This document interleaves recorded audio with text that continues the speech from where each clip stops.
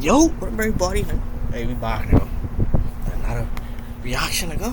Hey, the first pick, the NBA literally never cared about. Let's get straight into it, man. That's my dog. Being the number one pick in your sport, all the pressure that comes along with that prestigious title, no matter what the league really is, living up to the hype, and basically the league you're in telling you to your face. To be honest, I could score. Even if it's an open tree, nigga, that's still points. Exactly, I could score on it. Yeah, we really don't care. Look at the last 5 NBA number one picks, and what exactly was the league's perceptions of their careers? 2019, Zion Williamson was drafted with expectations of being something similar to LeBron, and let's be honest, injuries and lack of physical commitment pretty much destroyed the hype of that that's a big boy right there. Very talented train. 2020, Anthony Edwards wasn't even the early 4 years?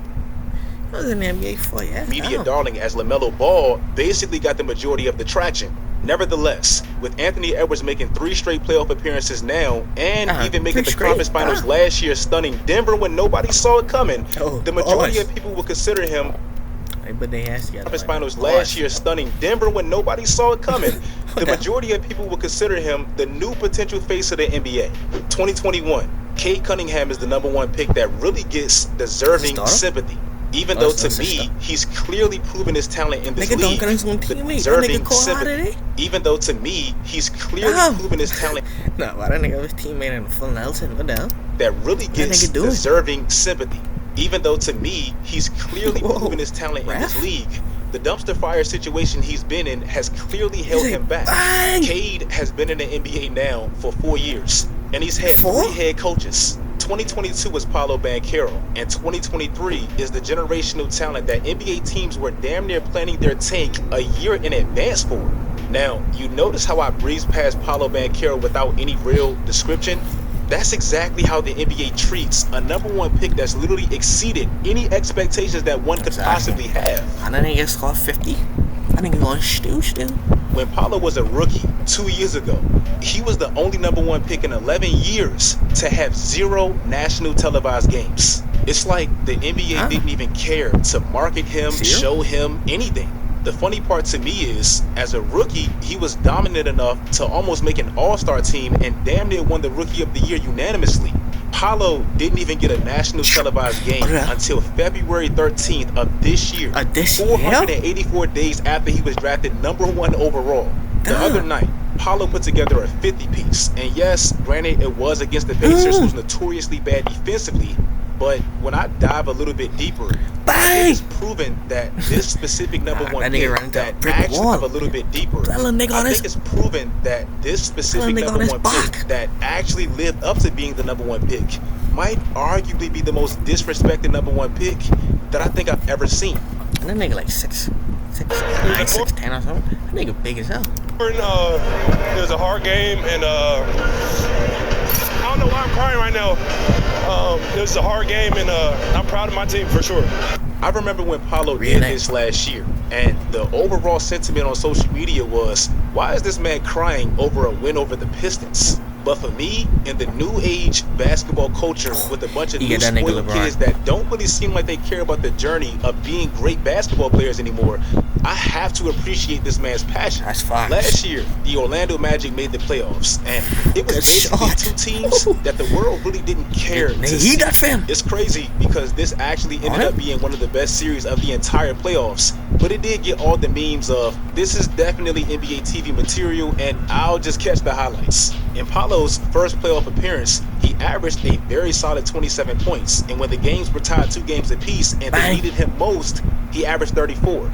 Chet Holmgren is a player that in that specific draft, we kind of acted like he was the real number one pick. I think it's because he fits way more of what the new NBA gushes over and prefers currently. Chet is a 2-way stretch big that can put the ball on the floor. Not quite as good. Bigs? That's what they call that. Like 2-way scratch big. It's kind of a lot, you know. 2-way scratch big. Damn. Hit means to everything. This Paolo, but he can, and he can destroy your offensive game plan with his presence at the rim.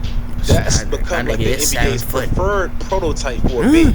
In Chet's technical rookie year last season, he basically got paired with the insane rookie campaign of Victor Wembanyama. They got paired together. They're being marketed as the new big rivalry, and I understand exactly why. But to me, it kind of put the nail in the coffin of the NBA ever caring about the real #1 pick in 2022, Paolo. And let me explain why. I just told you last season, Orlando made the playoffs and Paolo balled, right? Well, check this out. These are the national televised games for this season. Every single team that made the playoffs last year, every single one, they all have at least double-digit national televised games this year. Every single one except Orlando and Paolo. Now, I get that Orlando in general seems to be one of the more hard teams to market in the NBA, and it feels like the league has no interest in doing so.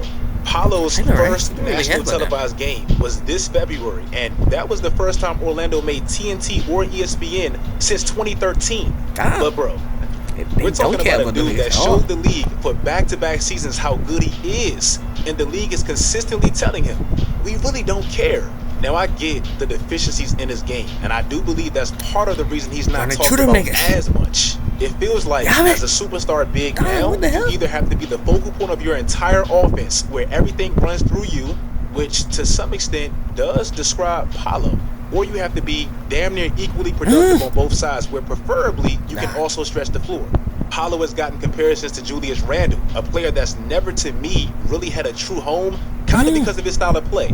Paolo right now isn't great defensively, and with how bad Orlando's spacing has been, he hasn't been the best shooter as well. But let me ask a simple question. I mean, it shouldn't be good defensively though. It's like that nigga big running, all you gotta do is cut them off and you can take that bump. That nigga big as hell. When exactly did results stop mattering? Like when? There's a young team in the NBA that's been praised for years for being the youngest good team in the league with unlimited potential, and that's the OKC Thunder. In the last 2 years, they've improved their win total by 33 wins, and what makes it so impressive is how young they are. But what if I told you there was a team doing something very similar, but instead of being led by a player that was drafted in 2018, they're being led by a 21-year-old. Since Orlando drafted Paolo, they've been plus 25 with wins. That's only second to OKC. Last year, OKC was the second youngest team in the NBA, and yes, that's what makes that rise so impressive. Well, Orlando was fourth. And to really show you how exactly abnormal what Paolo has done really is, these are the last 6 #1 picks, and these are their first-year impacts on their teams. I love Wemby, but nothing really changed. Cade is a beast, but nothing really changed. Ant is like the new face of the NBA, but nothing really changed. Paolo is the only one that really has significant impact. Yes, I get he can tighten up his handle at times. Yes, I get he can be more active on the glass with his size. Yes, I get his defense can improve. But he's 21 years old. He's undoubtedly the best player on his team, and if they're going anywhere, it goes all through him. Look at the last 2 #1 picks that the NBA actually cares about, Victor Wembanyama and Anthony Edwards.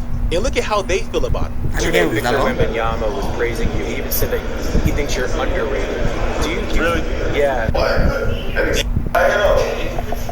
Look what up. Take a big bro. Yeah, he hard, man. He ready.